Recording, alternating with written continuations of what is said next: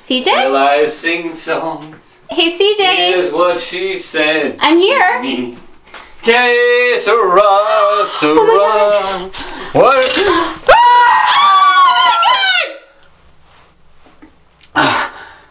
What's going on? Getting ready for the interview. Welcome to the Eisenstein Effect. I'm your host, Vickie Eisenstein, and this is my guest. You can introduce yourself. I can? Yes. C.J. Tuor. That's so hard. The introduction is the hardest part. No. So CJ is an actor. Right. He's an improviser. Okay. He has produced teams. He's Okay. birthed them. Like Hitch Cocktails. Right. After Alfred Hitchcock. And cocktails. And Cocktails. Yes. A combination of two lovely things. Mm-hmm. But most importantly, CJ has captured the hearts and minds of all Chicagoans, especially teenage girls. Oh my god. If you were to introduce yourself, CJ, but in the style of a character in a Hitchcock movie, could I have you do that? Yeah. Oh, hi there. I just got in by train for the big comic book convention. Oh no, I've never been to this town before. Yeah. If the wife found out what I was doing, she would flip her lid. What, a drink? It's a lost weekend. Hey, didn't I see you somewhere before? Oh, hello. I noticed you at the bar and, well, I've often said that a woman without a man is a lot like a gun without any bullets. It's a lot safer to hold when you're drunk. Oh my, I dabble in writing.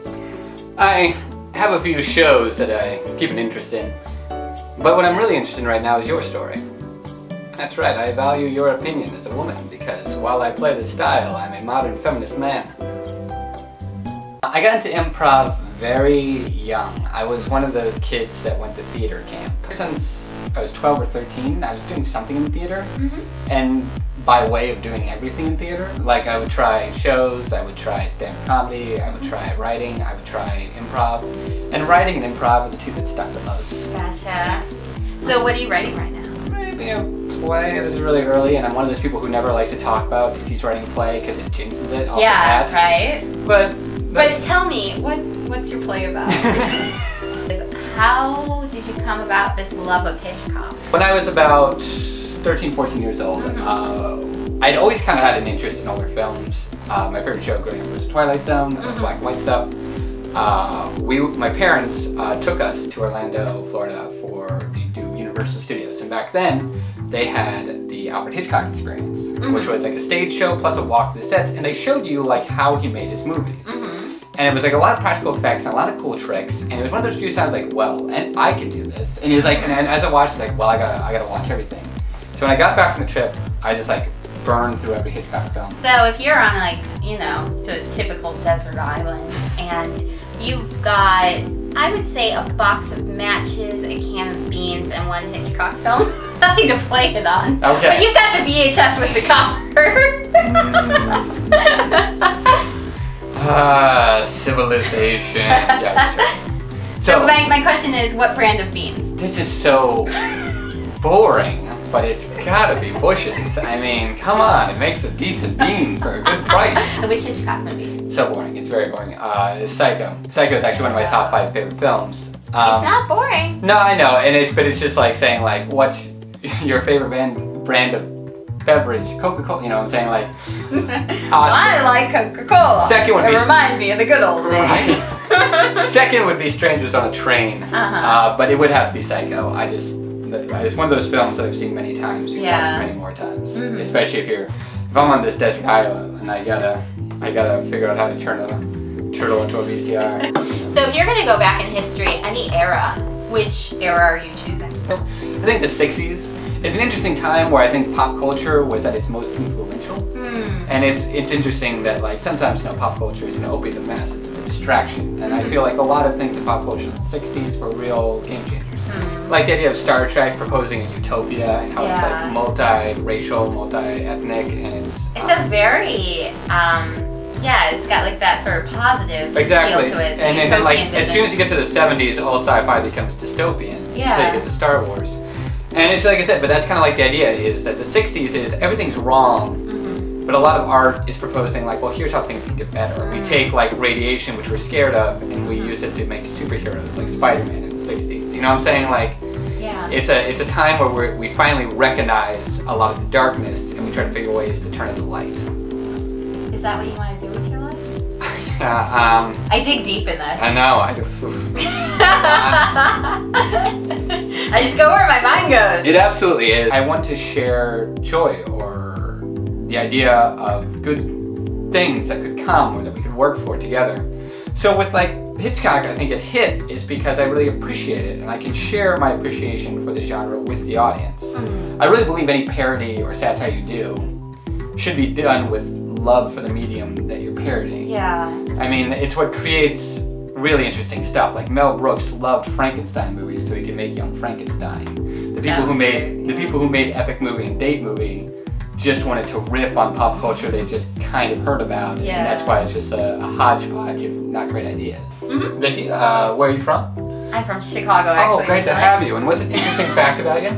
You're already doing better at hosting than me. No, come on, give me. Okay. An interesting fact about me is I spent 5 years in Korea, so I speak Korean. Oh, fantastic. What does Marion Crane steal from her employer at the beginning of Psycho? A, $40,000. B, a statue containing microfilm. C, a suitcase that its contents are never known. Or D, the Ark of the Covenant. I'm gonna go with D, the Ark of the Covenant. I'm sorry, that's what they were looking for in Indiana Jones and Raiders of the Lost Ark. So I have to take the shot now? Yeah, take a shot now. Alright. Do I say something? Is there something Hitchcockian that I should say when I take a shot? Usually when we're offered a shot on stage, we say, I hate you to the other player. I hate you! There you go. Yeah, that question was about MacGuffin. That's the thing that everybody's looking for in a Hitchcock film. And they're also used in other films like Raiders of the Lost Ark. Yeah. Or Pulp Fiction. What was the first bird to attack Tippi Hedren in A crow! The Birds? Is it A, pigeon, B, a seagull, C, a crow, or D, an emu? No, I don't know. How am I supposed to know this? You yelled a crow. I did, because that's what the birds are about, but all of a sudden you've got something else here. Yes, it's a multiple choice. I have to put down other answers. I don't know. I feel like I'm being tricked. You're not being tricked. There's four possible answers. One of them is correct.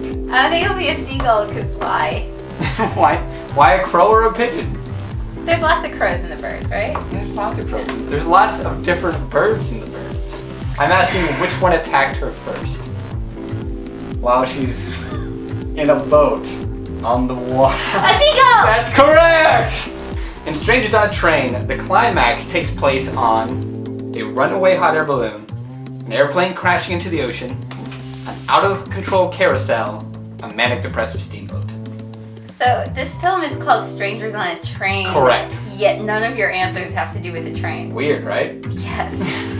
Alright, let's narrow it down. Okay. Is there such thing as a manic-depressive steamboat? No. Then it's probably not that one. No. Unless there is a literary device in which we take an author's feelings and we put it upon an object. Please take D off the board so we can get done with this question faster. Okay. You have runaway hot air balloon, airplane crashing into the ocean, and out-of-control carousel. Runaway hot air balloon. That is incorrect. What? Right. Now. Yes, it's an out of control. I don't like it. It's an out of control.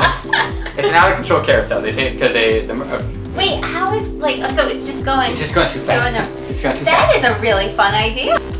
Why don't we do a scene? Oh, but should we make the title and do it? Oh wait, let's do it. Let's do title. Let's do any other fears. Any other fears? I printed the idea of wearing earrings and having somebody pull on the earring and then the ear is ripped. Okay. Attracted to a stud. A lady sits beside the basketball court. There is a stud on the court. Oh, I'm sorry, this bench is for players only. Well, you could call me a player. Oh, lady, listen, I'm interested, but I got a game I gotta focus on. It's finals next week. Will you think so highly of that when you see this check? Oh, I ain't seen no many zeros in my life, and I'm in charge of the jerseys.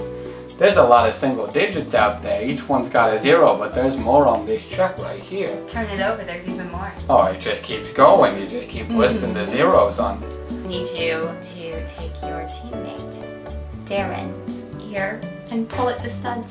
Just last week, I hurt myself in the game. Darren, so you know what he did? What did you do? He kissed my boo-boo and made it all better. It's a ploy. It's a ploy. It's a ploy. He doesn't really have my best interest at heart. No, he doesn't. Listen, I'm Darren's stepmother, so I kind of know what's best here. If you know what's best for Darren, then you know where he's got a birthmark. Right on his butt. Oh my god. It's because he's half Asian. Oh my god, you're absolutely right. He often touts. It's a Mongolian mark. Do you know about that? Babies who are born. I can't walk through the locker room without him ballyhooing about his Mongolian mark right on his left buttock. Yeah. His father taught him to do that. The story checks out, lady. It does. So you're saying I get all these zeros and all I gotta do is what? Just make sure you can't play? Just gotta pull on that stud, you can still play. That's all I gotta do, just pull on the stud. Yeah. Do you have any interest in cougars? Oh, I just yanked the stud out. We don't need to make this sexual. We could. Oh, yeah, I mean, could. I actually have a girlfriend, lady.